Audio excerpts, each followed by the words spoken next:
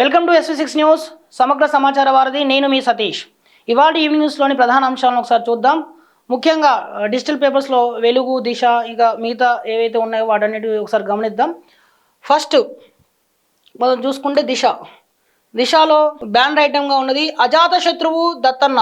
ఆయన రాజకీయ జీవితం అందరికీ ఆదర్శం. అలయ్ బలయ్తో అన్ని పార్టీల నేతలను ఏకతాటిపైకి తెచ్చారు తెలుగు రాష్ట్రాల ముఖ్యమంత్రులు చంద్రబాబు, రేవంత్ రెడ్డి. దత్తాత్రేయ రచించిన ప్రజల కథే నాకు ఆత్మకథ పుస్తకావిష్కరణకు హాజరు. తెలుగు రాష్ట్రాల్లో అజాత శత్రువు అంటే దత్తన్నే అని, సాధారణ కార్యకర్త నుంచి జాతీయ నేతగా ఆయన ఎదిగిన తీరు ఆదర్శనీయమని తెలుగు రాష్ట్రాల సీఎంలు చంద్రబాబు నాయుడు, రేవంత్ రెడ్డి కొనియాడారు. హైదరాబాద్లోని శిల్పకళా వేదికలో ఇవాళ హర్యానా గవర్నర్ బండారు దత్తాత్రేయ జీవిత చరిత్ర ఆధారంగా రాసిన ప్రజల కథే నా ఆత్మకథ పుస్తక ఆవిష్కరణ కార్యక్రమం జరిగింది. ఈ కార్యక్రమానికి ముఖ్య అతిథిగా AP CM Chandrababu, Telangana CM Revanth Reddy హాజరై మాట్లాడారు. భవిష్యత్ తరాలకు స్ఫూర్తినిచ్చేలా ఈ పుస్తకం ఉందని కొనియాడారు. ఆయన జీవితంలో ఎన్నో పోరాటాలు, ఉద్యమాలు, సంఘర్షణలు ఉన్నాయని పేర్కొన్నారు. దత్తాత్రేయ ఏటా అలయ్ బలయ్ కార్యక్రమంతో అన్ని పార్టీల నేతలను ఒక్క తాటిపైకి తీసుకొస్తారని ప్రశంసించారు. లేఖలు రాయడంలో బ్రాండ్ అంబాసిడర్ చంద్రబాబు అన్నారు. ఆయన గురించి మాట్లాడుతూ దత్తాత్రేయ పేరుకే హిందుత్వం అని, ఆయన మతం భారతీయం, కోరుకున్నది జనహితం, అనుసరించేది లౌకికవాదం, పాటించేది మత సామరస్యమని ఏపీ సీఎం చంద్రబాబు తెలిపారు. అధికారంలో ఉన్నా లేకున్నా పార్టీ కోసం పనిచేసే నిబద్ధత ఆయన సొంతం అన్నారు. ఏదైనా మాట్లాడాలంటే వ్యక్తిత్వం, చరిత్ర ఉండాలన్నారు. ఈ రెండు దత్తాత్రేయకు ఉన్నాయని కొనియాడారు. ఉత్తర దక్షిణ భారతదేశంలో పనిచేసి అక్కడి ప్రజలతో మమేకమయ్యారన్నారు. ఎమర్జెన్సీ రోజుల నుంచి దివిసి 30 వరకు దత్తాత్రేయ సేవలు అందించారని కొనియాడారు. ప్రధాని మోడీ పుస్తక సందేశంలో ఎమర్జెన్సీ రోజుల్లో దత్తాత్రేయ పోరాటాన్ని ప్రశంసించారని పేర్కొన్నారు. ప్రజా సమస్యలపై ప్రభుత్వాలకు, ముఖ్యమంత్రులకు లేఖలు రాసేవారని చెప్పారు. లేఖలు రాయడంలో ఆయన బ్రాండ్ అంబాసిడర్ అన్నారు. తాను సీఎంగా ఉన్నప్పుడు దత్తాత్రేయ ఎన్ని లేఖలు రాశారో నాకే గుర్తులేదని ఆయన వ్యాఖ్యానించారు. ఆయన జీవితం, దృక్పథం భవిష్యత్ తరాలకు స్ఫూర్తినిచ్చేలా పుస్తకం ఉందన్నారు. ప్రాంతాలు వేరైనా తెలుగు జాతి ఒకటేనన్నారు. తెలుగు జాతిని ప్రపంచంలో నెంబర్ 1గా నిలవడమే ధ్యేయంగా పనిచేస్తున్నట్లు తెలిపారు. హైటెక్ సిటీతో హైదరాబాద్ అభివృద్ధికి నాంది పలికినట్లు తెలిపారు. ఓవైపు హైటెక్ సిటీ, మరోవైపు ఐటీ కంపెనీల మధ్యలో శిల్పకళా వేదిక, శిల్పారాపం ఏర్పాటు చేశామని చంద్రబాబు గుర్తు చేసుకున్నారు. ఇంకా రేవంత్ రెడ్డి కూడా మాట్లాడారు. ఆయన ఏమన్నారంటే దత్తాత్రేయ నిర్వహించిన అలయ్ బలయ్ కార్యక్రమం తెలంగాణ ఉద్యమానికి ఒక స్ఫూర్తిగా పనిచేసిందని తెలంగాణ సీఎం రేవంత్ రెడ్డి కొనియాడారు. గౌడిగూడ గల్లీ నుంచి హర్యానా గవర్నర్గా దత్తాత్రేయ ఎదిగారని కొనియాడారు. తన సుదీర్ఘ ప్రయాణంలో దత్తాత్రేయ ఎన్నో ఒడిదుడుకులు చూశారని, ఏ రోజు ప్రజలతో సంబంధాలు కోల్పోలేదని చెప్పారు. పుస్తకావిష్కరణకు అన్ని పార్టీల నేతలు వచ్చారని, దత్తాత్రేయ బీజేపీ నేత అని, ఒక పార్టీ కార్యక్రమం అనే భావన ఎవరికీ లేదన్నారు. ఒక మర్యాద కలిగిన రాజకీయ నాయకుడిగా ఆయన చూస్తారని పేర్కొన్నారు. దత్తాత్రేయ కిషన్ రెడ్డితో తనకు సన్నిహిత సంబంధాలు. రేవంత్ రెడ్డి కూడా మాట్లాడారు. ఆయన ఏమన్నారంటే దత్తాత్రేయ నిర్వహించిన అలయ్ బలయ్ కార్యక్రమం తెలంగాణ ఉద్యమానికి ఒక స్ఫూర్తిగా పనిచేసిందని తెలంగాణ సీఎం రేవంత్ రెడ్డి కొనియాడారు. గౌడిగూడ గల్లీ నుంచి హర్యానా గవర్నర్గా దత్తాత్రేయ ఎదిగారని కొనియాడారు. తన సుదీర్ఘ ప్రయాణంలో దత్తాత్రేయ ఎన్నో ఒడిదుడుకులు చూశారని, ఏ రోజు ప్రజలతో సంబంధాలు కోల్పోలేదని చెప్పారు. పుస్తకావిష్కరణకు అన్ని పార్టీల నేతలు వచ్చారని, దత్తాత్రేయ బీజేపీ నేత అని, ఒక పార్టీ కార్యక్రమం అనే భావన ఎవరికీ లేదన్నారు. ఒక మర్యాద కలిగిన రాజకీయ నాయకుడిగా ఆయన చూస్తారని పేర్కొన్నారు. దత్తాత్రేయ కిషన్ రెడ్డితో తనకు సన్నిహిత సంబంధాలు ఉన్నాయని వివరించారు. నూతనంగా రాజకీయాల్లోకి వచ్చేవారు దత్తాత్రేయ ఆటోబయోగ్రఫీ పుస్తకం చదవాల్సిన అవసరం ఉందని సూచించారు. ఆయనను చూసి ఎంతో నేర్చుకోవాల్సి ఉందన్నారు.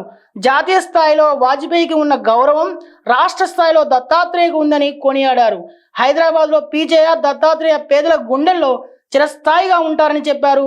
జంట నగరాల్లో పేదలకు కష్టం వచ్చినప్పుడు గుర్తొచ్చేది వీరు ఇద్దరే అని కొనియాడారు. ఇక చాలా సంచలనమైన వ్యాఖ్య అయితే ఒకటి చేశారు.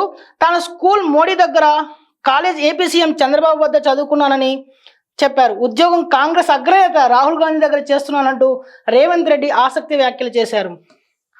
ఈ మొత్తం ఎపిసోడ్లో అజాత శత్రువు దత్తన్న వార్తా కథాంశంలో అందరినీ ఆకట్టుకునేది సీఎం రేవంత్ రెడ్డి వ్యాఖ్యలే. ఆయన ముఖ్యంగా తాను చదువుకున్నది స్కూలు మోడీ దగ్గర అయితే, తన కాలేజ్ టీడీపీ అంటూ, ఆ తర్వాత తాను ప్రస్తుతం ఉద్యోగం చేస్తుంది రాహుల్ గాంధీ అంటూ ఆయన ఆసక్తికర వ్యాఖ్యలు చేశారు. దీనిపై ఒక చర్చ అయితే జరుగుతూ ఉంది. ఇక అసలు విషయంలోకి వస్తే, ఇవాళ దత్తాత్రేయ ఈ పేరు తలుచుకోకుండా అందరికి గుర్తొచ్చేది అలయ్ బలయ్ కార్యక్రమం. తెలంగాణ ఉద్యమం రోజులప్పటి నుంచి కూడా అన్ని పార్టీలు ఏకతాటిపైకి తెస్తూ ఆయన నిర్వహించిన ఈ కార్యక్రమం చాలా అప్పట్లో చాలా ఆసక్తికరంగా సాగేది, చాలా సందడిగా కూడా ఉండేది, కోలాహలంగా కూడా ఉండేది. అన్ని అంటే జెండాలతో అజెండాలతో పని లేని అందరూ కూడా ఒకే వేదికపైకి వచ్చి ఒక తెలంగాణ సంస్కృతిని మొత్తం అక్కడ కళ్ళకు కట్టేటట్టుగా చూపించేవారు. ఆ కార్యక్రమం అంతా కూడా జన కోలాహలంగా ఉండేది. సామాన్యుడి నుంచి అసామాన్యుడి వరకు కూడా అందరూ ఆ సభలో పాల్గొనేవాళ్ళు. సో అలాంటి దత్తాత్రేయ తన ఆటోబయోగ్రఫీని ఈరోజు ఆవిష్కరించారు. ప్రజల కథే తన ఆత్మకథ, నా ఆత్మకథ అంటూ ఆయన రాసుకొచ్చిన ఆ పుస్తకాన్ని ఈరోజు తెలుగు రాష్ట్రాల సీఎంలు ఇద్దరు కూడా శిల్పకళా వేదికగా ఈరోజు ఆవిష్కరించారు. ఈ కార్యక్రమానికి మాజీ ఉపరాష్ట్రపతి వెంకయ్యనాయుడు కూడా అతి ముఖ్య అతిథిగా విచ్చేశారు. సో ఈ మొత్తం కార్యక్రమంలో అటు బాబు, ఇటు రేవంత్ రెడ్డి, మాజీ ఉపరాష్ట్రపతి వెంకయ్యనాయుడు ముగ్గురు కూడా దత్తాత్రేయ పైన ప్రశంసల వర్షం కురిపించారు. సో వెంకయ్యనాయుడు ఒక మాట అన్నారు, డైపర్లు మార్చినట్లు పార్టీలు మారుస్తున్నారంటూ ఆయన ప్రస్తుత రాజకీయాలపైన ఆయన వ్యాఖ్యలు చేశారు. అదేంటో చూద్దాం ఒకసారి. భారత మాజీ ఉపరాష్ట్రపతి వెంకయ్యనాయుడు మాట్లాడుతూ దత్తాత్రేయ జీవితం అంతా తెరిచిన పుస్తకం అన్నారు. మచ్చలేని నాయకుడిగా పేరు తెచ్చుకున్నారని కొనియాడారు. పదవులు ఉన్నా లేకున్నా దత్తాత్రేయ ఒకే పార్టీలో కొనసాగారని అభినందించారు. కొంతమంది పిల్లలకు డైపర్లు మార్చినట్లు పార్టీలు మారుస్తున్నారని విమర్శించారు. విలువలతో కూడిన విమర్శలు చేయాలని, అవి కూడా పదునుగా ఉండాలని సూచించారు. విమర్శలు ఎప్పుడూ కూడా దిగజారి చేయకూడదని హితవు పలికారు. బూతులు మాట్లాడే వారిని ప్రజలు సహించొద్దని, ఓట్ల ద్వారా బుద్ధి చెప్పాలని కోరారు. లక్ష్యం, అంకిత భావంతో పనిచేసే వారి సంఖ్య రాను రాను తగ్గిపోతుందని ఆవేదన వ్యక్తం చేశారు. నేటి తరం రాజకీయ నాయకులు దత్తాత్రేయను ఆదర్శంగా తీసుకోవాలని వెంకయ్యనాయుడు సూచించారు. సో ఆయన కూడా అంటే చాలా ఆసక్తికర వ్యాఖ్యలు చేశారు. అంటే ప్రస్తుత రాజకీయాలపై ఆయన చేసినటువంటి వ్యాఖ్యలు కూడా ఆసక్తికరంగా మారాయి. అంటే పిల్లలకు డైపర్లు మార్చినట్లుగా చాలామంది రాజకీయ నాయకులు పార్టీలు మారుస్తున్నారంటూ ఆయన విమర్శించారు. నేటి ప్రస్తుతం ఉన్న తరంను దత్తాత్రేయ లాంటి వారిని ఆదర్శంగా తీసుకోవాలని సూచించారు. విలువలతో కట్టుబడిన రాజకీయాలు చేయాలని, విమర్శలు చేసేటప్పుడు కూడా బూతులకి ప్రాధాన్యత లేకుండా పదునైన విమర్శలు చేయాలని ఆయన సూచించారు. సో ఇది దత్తాత్రేయ పుస్తకావిష్కరణకు సంబంధించినటువంటి వార్తా కథాంశం. ఇక మరొక వార్త, మాగంటికి కన్నీటి వేడుకోలు, పార్థివ దేహానికి నివాళులు అర్పించిన తెలంగాణ సీఎం రేవంత్, పాడి మోసిన మాజీ మంత్రులు కేటీఆర్, హరీష్ రావు. అంతిమయాత్రలో పాల్గొన్న బీఆర్ఎస్ శ్రేణులు, అభిమానులు. అధికారుల అంచనాలతో అంత్యక్రియ పూర్తి. జూబ్లీహిల్స్ ఎమ్మెల్యే మాగంటి గోపీనాథ్ అంత్యక్రియలు ముగిశాయి. ఆయనకు బీఆర్ఎస్ శ్రేణులు, అభిమానులు కన్నీటి వీడుకోలు పలికారు. హైదరాబాద్ మాదాపూర్లోని ఆయన నివాసం నుంచి ప్రారంభమైన అంతిమయాత్ర జూబ్లీహిల్స్లోని మహాప్రస్థానం వరకు కొనసాగింది. Madhapur Neeru's, Jubilee Hills check post, road number 45 Film Nagar మీదుగా అంతిమయాత్ర సాగింది. అంతిమయాత్రలో మాజీ మంత్రులు కేటీఆర్, హరీష్ రావు సహా బీఆర్ఎస్ నాయకులు, పలువురు ప్రముఖులు, పార్టీ కార్యకర్తలు, అభిమానులు, బంధువులు భారీ సంఖ్యలో పాల్గొన్నారు. తన అభిమాన నాయకుడిని చివరిసారి చూసేందుకు పెద్ద ఎత్తున అభిమానులు తరలివచ్చారు. ఫిల్మ్ నగర్ మహాప్రస్థానంలో మాగంటి అంత్యక్రియలు అధికారుల అంచనాలతో పూర్తయ్యాయి. మాగంటి గోపీనాథ్ ఈ నెల 5న గుండెపోటుతో ఏజీ ఆసుపత్రిలో చేరి చికిత్స పొందుతూ ఆదివారం తెల్లవారుజామున తుదిశ్వాస విడిచారు. మాగంటికి సీఎం రేవంత్, మంత్రుల నివాళి. మాగంటి గోపీనాథ్ భౌతికాయానికి తెలంగాణ సీఎం రేవంత్ రెడ్డి నివాళులు అర్పించారు. ముఖ్యమంత్రి పొంగులేటి శ్రీనివాసరెడ్డి, మంత్రులు పొన్నం ప్రభాకర్, పొంగులేటి శ్రీనివాసరెడ్డి తదితరులు ఆయన పార్థివ దేహానికి పుష్పాంజలి ఘటించారు. అనంతరం మాగంటి కుటుంబ సభ్యులను పరామర్శించారు. అంతిమయాత్రలో బీఆర్ఎస్ వర్కింగ్ ప్రెసిడెంట్ కేటీఆర్, మాజీ మంత్రి హరీష్ రావు సహా బీఆర్ఎస్ శ్రేణులు మాగంటి పాడే మోశారు. సో గత 2 రోజులుగా ఏఐజీ హాస్పిటల్లో చికిత్స పొందుతూ ఉన్నటువంటి మాగంటి గోపీనాథ్, జూబ్లీహిల్స్ ఎమ్మెల్యే మాగంటి గోపీనాథ్ ఇవాళ తెల్లవారుజామున తుదిశ్వాస విడిచారు. ఆయన అంత్యక్రియలు ఇవాళ సాయంత్రం మహాప్రస్థానం ఫిల్మ్ నగర్ మహాప్రస్థానంలో జరిగే ప్రభుత్వ అధికారుల అంచనాలతో జరిపారు. అయితే అంతకుముందు ఆయన పార్థివ దేహాన్ని చూడడానికి పెద్ద ఎత్తున నాయకులు, నేతలు, ప్రజాప్రతినిధులు, అభిమానులు తరలి వచ్చారు. సీఎం రేవంత్ రెడ్డి, ఏపీ నుంచి లోకేష్తో పాటు మన తెలంగాణకు సంబంధించినటువంటి మాజీ మంత్రులు Harish Rao, KTR, BRS working president KTR తదితరులు అందరూ కూడా తరలి వచ్చారు. ఆయన నివాళులు అర్పించారు, ఘనంగా నివాళులు అర్పించారు. అంతేకాకుండా బీఆర్ఎస్ వర్కింగ్ ప్రెసిడెంట్ కేటీఆర్, మాజీ మంత్రి సిద్దిపేట ఎమ్మెల్యే హరీష్ రావు ఆయన పాడే మోసి తమ అభిమానాన్ని చాటుకున్నారు, ఆయన పట్ల గౌరవాన్ని చాటుకున్నారు. మాగంటికి కన్నీటి వీడుకోలు. అంతకుముందు బీఆర్ఎస్ అధినేత కేసీఆర్ కూడా మాగుంట పార్థివ దేహాన్ని పార్థివ దేహానికి నివాళులు అర్పించారు. ఆయన కూడా తీవ్ర భావోద్వేగానికి గురయ్యారు. అక్కడ ఉన్నటువంటి కుటుంబ సభ్యులను ఓదార్చుతూ అక్కడ ఉన్నటువంటి నేతలకు అంతిమ సంస్కారం సంబంధించినటువంటి కార్యక్రమాలపైన కొన్ని సూచనలు చేసినట్టుగా మనకు తెలుస్తుంది. ఇక తెలంగాణ రాష్ట్రంలో ఇవాళ మంత్రుల ప్రమాణ స్వీకారం సంబంధించినటువంటి వార్తా కథాంశం కూడా.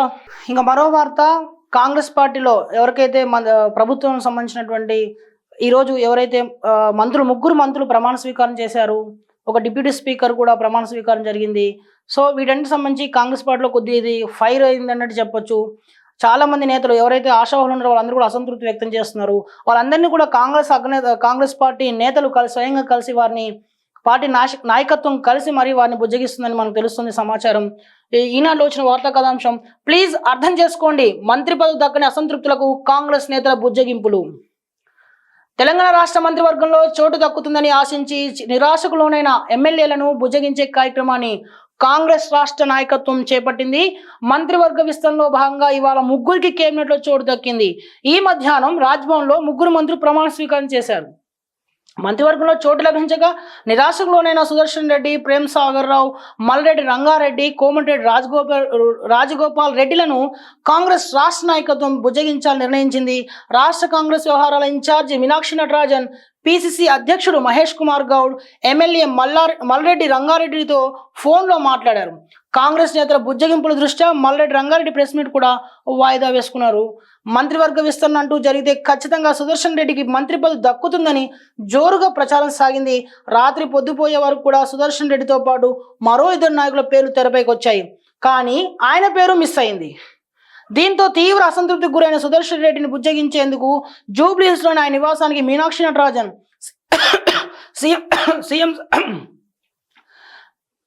దీంతో తీవ్ర అసంతృప్తికి గురైన సుదర్శన్ రెడ్డిని బుజ్జగించేందుకు జూబ్లీహిల్స్లోని ఆయన నివాసానికి మీనాక్షి నటరాజన్, సీఎం సలహాదారు వేం నరేందర్ రెడ్డి, మహేష్ కుమార్ గౌడ్, మంత్రి పొన్నం ప్రభాకర్, రాజ్యసభ సభ్యుడు అనిల్ కుమార్ యాదవ్ తదితరులు వెళ్లారు. ఏ పరిస్థితుల్లో మంత్రివర్గంలో అవకాశం రాకుండా పోయిందో ఆయనకు మీనాక్షి నటరాజన్ వివరించినట్లు తెలుస్తోంది. కేవలం సామాజిక సమతుల్యతను దృష్టిలో ఉంచుకుని ఈ ఎంపిక జరిగినట్లు వివరించారని సమాచారం. అనంతరం నేతలు అక్కడి నుంచి బేగంపేటం ప్రేమ్ సాగర్ రావు నివాసానికి వెళ్లారు. ఎవరికైతే మంత్రి పదవులు దక్కలేదో వాళ్ళందరూ కూడా ఒక రకమైన తీవ్ర అసంతృప్తిని అయితే నెలకొంది. వీళ్ళందరినీ బుజ్జగించడానికి కాంగ్రెస్ అగ్రనాయకత్వం తీవ్రంగా కృషి చేస్తున్నట్టుగా మనకి ఈ వార్తా కథనాన్ని బట్టి అయితే అర్థం చేసుకోవచ్చు. తాజా అంటే రంగారెడ్డి జిల్లాకు సంబంధించి మల్రెడ్డి రంగారెడ్డి ఆయన తీవ్రంగా చాలా ఆశ పెట్టుకున్నారు, మంత్రి పదవి వస్తుంది తనకు ఖచ్చితంగా దక్కుతుందని. అంతకుముందు కూడా మంత్రి పదవిపై ఆయన చేసిన వ్యాఖ్యలతో కాంగ్రెస్ అగ్రనాయకత్వం ఆయన్ని బుజ్జగించే ప్రయత్నం చేసింది. తర్వాత ఇప్పుడు తాజాగా ఖచ్చితంగా తనకు పదవి వస్తుందని ఆశించిన నేపథ్యంలో కేవలం ముగ్గురికి, అందులోనూ సామాజిక సమతుల్యత అనే పేరుతో వాళ్ళకి కేటాయించడంతో ఆయన మరోసారి తీవ్ర అసంతృప్తికి గురైనట్టుగా తెలిసింది. వెంటనే రాజీనామా చేస్తారని కూడా వార్తలు మీడియాలో చాలా కథనాలు వెలువలో వచ్చాయి. అయితే తొర్రూరులోని క్యాంప్ కార్యాలయంలో ఆయన ప్రెస్ మీట్ పెట్టబోతున్నారని, అక్కడ మాట్లాడబోతున్నారని అన్నారు. తర్వాత మళ్ళీ కాంగ్రెస్ పార్టీ నాయకత్వం నుంచి ఫోన్ రావడంతో దాన్ని వాయిదా వేసుకున్నట్టు తెలిసింది. ఆ తర్వాత మలక్పేటలోని అస్మాన్గఢ్లోని ఎమ్మెల్యే అధికారిక నివాసం కూడా పెద్ద ఎత్తున మీడియా తరలి వచ్చింది. అక్కడ కూడా ప్రెస్ మీట్ పెట్టబోతున్నారు, ఏదో చెప్పబోతున్నారు అన్నట్టుగా వార్తలు రావడంతో మీడియా కూడా వచ్చింది. కానీ తర్వాత ఎప్పుడైతే పిసిసి ప్రతినిధులను కాంగ్రెస్ ప్రతినిధులు ఆయనతో మాట్లాడారో మళ్ళీ దాన్ని వాయిదా వేసుకున్నట్టుగా తెలుస్తుంది. ఇలాగా ప్రతి ఒక్కరికి ఫోన్లు చేసి లేకపోతే వాళ్ళ నివాసానికి వెళ్ళి కాంగ్రెస్ నేతలు అంటే ఇటు మీనాక్షి నటరాజన్ కానీ రాష్ట్ర కాంగ్రెస్ వ్యవహారాల ఇన్ఛార్జ్ మీనాక్షి నటరాజన్ తనతో పాటు పిసిసి అధ్యక్షులు మహేష్ కుమార్ గౌడ్ ఇట్లా ప్రతి ఒక్కరు కూడా ఎవరైతే అసంతృప్తితో ఉన్నారో, ముఖ్యంగా మన ఉమ్మడి ఆదిలాబాద్ జిల్లా సంబంధించినటువంటి ఎవరైతే అసంతృప్తులు ఉన్నారో, ముఖ్యంగా సుదర్శన్ రెడ్డి నిజామాబాద్ సంబంధించి ఉమ్మడి నిజామాబాద్ జిల్లా సుదర్శన్ రెడ్డి కానీ, ప్రేమ్ సాగర్ రావు, అలాగే రంగారెడ్డి జిల్లా సంబంధించి మల్రెడ్డి రంగారెడ్డి, నల్గొండ జిల్లా సంబంధించి కోమటిరెడ్డి రాజగోపాల్ రెడ్డి, ఇట్లా వీళ్ళందరినీ కూడా వ్యక్తిగతంగా ఫోన్ చేసి మాట్లాడమా లేకపోతే స్వయంగా వెళ్ళి కలిసి రావడమా అలాగా నేతలు చాలా వరకు వాళ్ళని బుజ్జగించే ప్రయత్నం అయితే చేస్తున్నారు. సరే ఈ వాళ్ళకి ఎపిసోడ్ ముగిసినట్టు అనిపిస్తున్నా కానీ రేపు మరో చోట ఎక్కడో చోట ఇది మళ్ళీ ఫైర్ అయ్యే అవకాశాలు అయితే లేకపోలేదు. ఎందుకంటే వీళ్ళందరూ కూడా ఎప్పటి నుంచో మంత్రి పదవి గ్యారంటీ అన్నట్టుగా వీళ్ళందరూ కూడా చాలా ఆశతో ఉన్నారు. ఇప్పుడు అధిష్టానం వాళ్ళ ఆశలపై నిలిచెన్నట్టుగా ఉంది. సో ఈ ఎపిసోడ్ ఎంతవరకు వెళ్తుంది అనేది మనం వేచి చూడాల్సిందే. ఇక మరో వార్తలోకి వెళ్తే, ఆ ఇద్దరు సారీ చెప్పాల్సిందే, ఇంత నీచంగా మాట్లాడితే ఎందుకు ఖండించలేదు? ఏపీ హోంమంత్రి వంగలపూడి అనిత ఫైర్. అమరావతి ప్రజలకు మాజీ సీఎం జగన్ ఆయన భార్య భారతిరెడ్డి క్షమాపణ చెప్పాలని ఏపీ హోంమంత్రి వంగలపూడి అనిత డిమాండ్ చేశారు. అమ్మ భారతిరెడ్డి, మీ ఛానల్లో అమరావతి గురించి ఇంత నీచంగా మాట్లాడుతుంటే ఎందుకు ఖండించలేదని ప్రశ్నించారు. రాష్ట్రం అభివృద్ధి పదంలో వెళ్ళడం చూసి అక్కసు వెళ్ళగక్కుతున్నారని మండిపడ్డారు. అమరావతి అంటే జగన్కు మొదటి నుంచి అక్కసు ఉందని విమర్శించారు. రాజధాని అంటే వేల మంది రైతుల త్యాగమని, అమరావతిపై వైసీపీ నాయకులు బురద జల్లే ప్రయత్నం చేస్తున్నారని ఆమె మండిపడ్డారు. మహిళలపై వ్యాఖ్యల వెనక అసలు కుట్రదారులు ఎవరనేది త్వరలో తేలుస్తామన్నారు. సో అమరావతి రాజధానికి సంబంధించి మాట్లాడుతూ ఒక జర్నలిస్ట్ ఒక సాక్షి ఛానల్లో మాట్లాడుతూ ఆయన చేసిన వ్యాఖ్యలు తీవ్రమైన నిరసనలు వ్యక్తమవుతున్నాయి ఆయన వ్యాఖ్యల పైన. అంటే అమరావతిని వ్యభిచార రాజధానిగా పోలుస్తూ ఆయన చేసిన వ్యాఖ్యలు చేశారని చెప్పేసి ఒక పెద్ద ఎత్తున నిరసన వ్యక్తమవుతుంది. తాజాగా దానిపై ఏపీ హోంమంత్రి వంగలపూడి అనిత స్పందించారు. ఆమె మాట్లాడుతూ అమరావతి ప్రజలకు మాజీ సీఎం జగన్ ఆయన భార్య క్షమాపణ చెప్పాలని చెప్పి డిమాండ్ చేశారు. విశాఖలో ఆమె ఇవాళ విలేకరులతో మాట్లాడుతూ, అమ్మ భారతిరెడ్డి, మీ ఛానల్లో అమరావతి గురించి ఇంత నీచంగా మాట్లాడుతుంది ఎందుకు ఖండించని ప్రశ్నించారు. భారతిరెడ్డి గురించి తప్పుగా మాట్లాడినందుకు టీడీపీ సానుభూతిపరుడైన కిరణ్ను అరెస్ట్ చేశామని గుర్తు చేశారు. తద్వారా మహిళల పట్ల గౌరవం చాటుకున్నామని ఆమె అన్నారు. రాష్ట్రం అభివృద్ధి పదవులు వెళ్ళడం చూసి అక్కసు వెలుగవుతుందని మండిపడ్డారు. రాష్ట్ర గౌరవానికి భంగం కలిగేలా సాక్షి ఛానల్లో మాట్లాడారని ఆరోపించారు. అమరావతి అంటే జగన్కు మొదటి నుంచి అక్కసు ఉందని విమర్శించారు. రాజధాని అంటే వేల మంది రైతుల త్యాగమని, అమరావతిపై వైసీపీ నాయకులు బురదలే ప్రయత్నం చేస్తున్నారని ఆమె మండిపడ్డారు. మహిళలపై వ్యాఖ్యల వెనుక అసలు కుట్రదారులు ఎవరనేది త్వరలో తేలుస్తామన్నారు. సాక్షి ఛానల్పై కూడా చర్యలు తీసుకుంటామని హోంమంత్రి స్పష్టం చేశారు. సో అది ఇక్కడ ఇంకొకటి పవన్ కళ్యాణ్ సంబంధించినటువంటి షార్ట్ టీషర్ట్లో పవన్ కళ్యాణ్ విజయవాడలో సెలూన్ ఓపెన్ చేసిన ఉప ముఖ్యమంత్రి. AP deputy CM Pawan Kalyan political entry ఇచ్చిన తర్వాత గెటప్ పూర్తిగా మారిపోయింది. ఎక్కువగా తెల్లని కుర్తాలు పంచకట్టుతోనే కనిపిస్తున్నారు. ఇవాళ మాత్రం ఆయన స్టైలిష్ లుక్లో కనిపించారు. విజయవాడలోని కానూరులో సెలూన్ కొనికి అనే సెలూన్ షాప్ ప్రారంభిస్తామని పవన్ కళ్యాణ్ ఇవాళ వచ్చారు. ఈ సందర్భంగా టీషర్ట్ అండ్ షార్ట్ పైనే కనిపించి అందరినీ ఆశ్చర్యపరిచారు. పవన్ షాప్ నుంచి బయటకు వస్తున్న సమయంలో తీసిన ఫోటోలు నెట్టింట వైరల్ అవుతున్నాయి. మరోవైపు డిప్యూటీ సీఎం హోదాలో ఉండి సెలూన్ షాప్ ప్రారంభోత్సవంలో పాల్గొనడం ఏంటని వైసీపీ వాళ్ళు ట్రోల్ చేస్తున్నారు. ఎలక్ట్రీషియన్లకు సేఫ్టీ కిట్స్ పంపిణీ.